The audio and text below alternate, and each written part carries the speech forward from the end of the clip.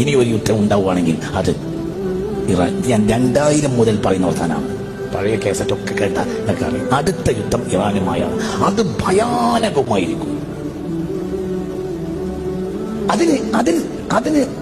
അതിനാരാ ചെയ്യുക? അതിന് മറ്റുള്ളവരാണ് ചെയ്യുക. എന്തുകൊണ്ട്? ഒരു നഷ്ടവും അവർക്കില്ല. നഷ്ടം ആർക്കാണുള്ളത്?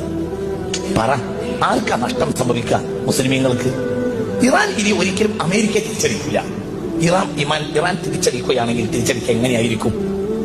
ഒരു സാധാരണ നിലയിൽ ഒരു രാജ്യം തിരിച്ചടിക്കുകയും പോലെ ഇറാൻ തിരിച്ചടിക്കുകയാണെങ്കിൽ ഖത്തറിലോ സൗദിയിലോ ഉള്ള അമേരിക്കൻ ക്യാമ്പുകളെ ആക്രമിക്കുകയാണ് ചെയ്യുക. അപ്പൊ സ്വാഭാവികമായും എന്തുണ്ടാവും?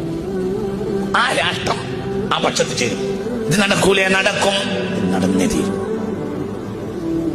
ഇറാനുമായി യുദ്ധം അനിവാര്യമാണ്. അത് നടന്നേ തീരും. ഞാൻ കുറെ കാലങ്ങളായി നിങ്ങൾ കുറെ കാര്യങ്ങൾ പറയാറുണ്ട്. അതങ്ങനെ തന്നെ നടക്കാറുണ്ട്. അത് കവടി നേരത്തെ പറയുന്ന വർത്താനല്ല. അതങ്ങനെ സംഭവിക്കൂ. അതിന്റെ രീതി അങ്ങനെയാണ്. ഈ മിഡിൽ ഈസ്റ്റിൽ ഒരു യുദ്ധം ഉണ്ടായാൽ ഒരിക്കലും എക്കണോമിക്കൽ സിസ്റ്റം നേരെ നിർത്താൻ കഴിയൂല. അത് ഏറ്റവും ബാധിക്കുക കേരളത്തിനെയാണ്.